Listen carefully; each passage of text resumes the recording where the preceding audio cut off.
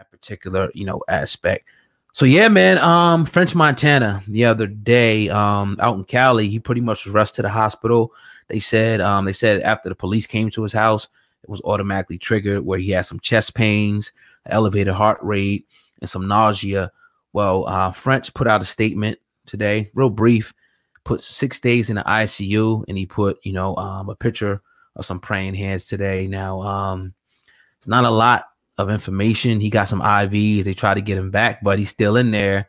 And obviously will tell you that somebody's in ICU for 6+ days, that is still some real serious issues there. Now, I remember when I put the video up, a young lady that I knew for a long time was like, this is very serious, because anytime you have irregular heartbeat, palpitations, stuff like that, it could be very, very serious. So he's in there. Sam, man, what's your thoughts on, French Montana being a young man in the hospital for some health reasons? Man, French Montana is 35 years old. Man, he was born November 9th, 1984.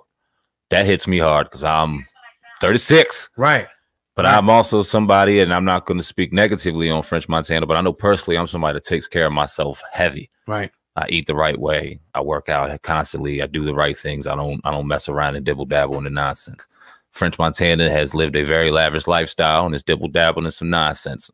And maybe some of that nonsense is starting to unfortunately catch up to him. When you're sitting in ICU at 35 years old for unknown reasons, and with your heart's acting up and organs are acting up and they ain't acting the right way, that car is way too early to be breaking down, brother. Yeah. And the fact that it's starting to give you signs. I'm not saying that he won't recover from this, because I have all the faith in the world that he'll be able to recover and bounce back from this. But when your body starts to give you signs at this age that, yeah, you may have to sit in intensive care for a couple of weeks because you ain't doing the right thing and it could be worse. Man, oh man, if this ain't a wake-up call, it's scary.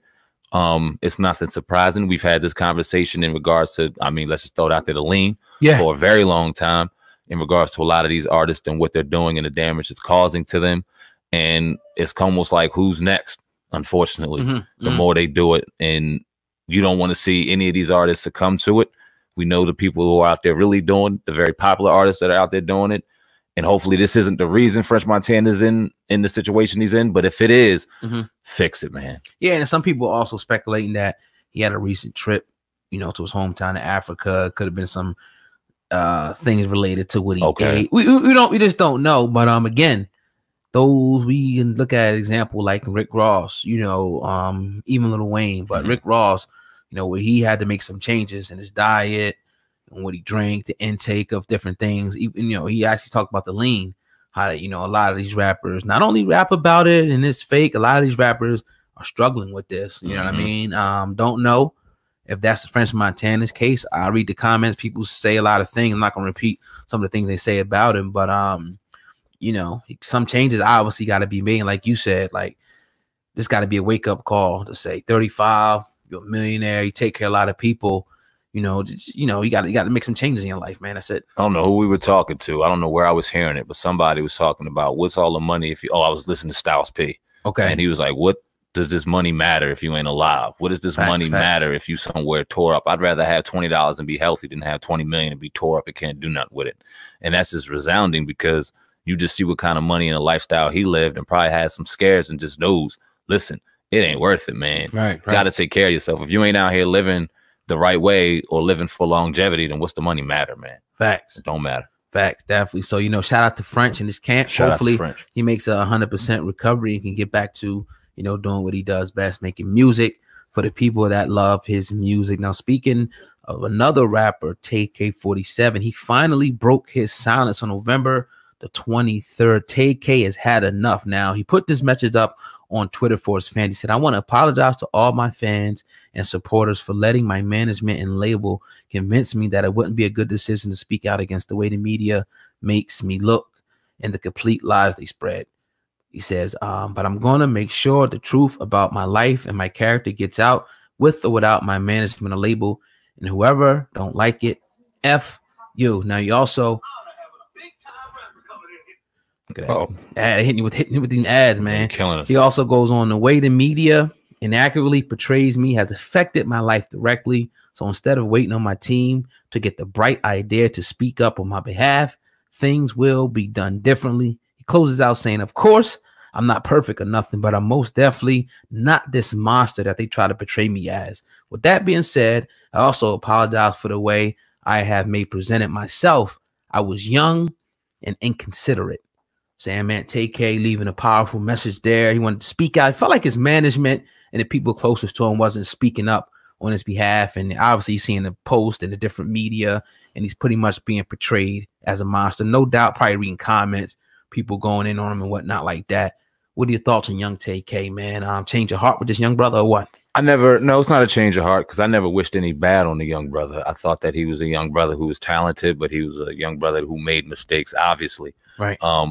We don't know whether or not he did it. He was convicted of murder. He was sentenced, and I went on this podcast and I said that I thought that he was sentenced. I don't want to say unjustly, but when you look at the nature of the crime, and we looked at the sensitivity, and we had our personal commentary on it, there is no replacing murder. When you kill somebody, there is no coming back from that. Right. But that being said, we also sat in the federal case a little less than a couple weeks ago, and we seen how twisted and tore up the system is, and they don't care necessarily who's sitting there as long as somebody's sitting there being blamed for something.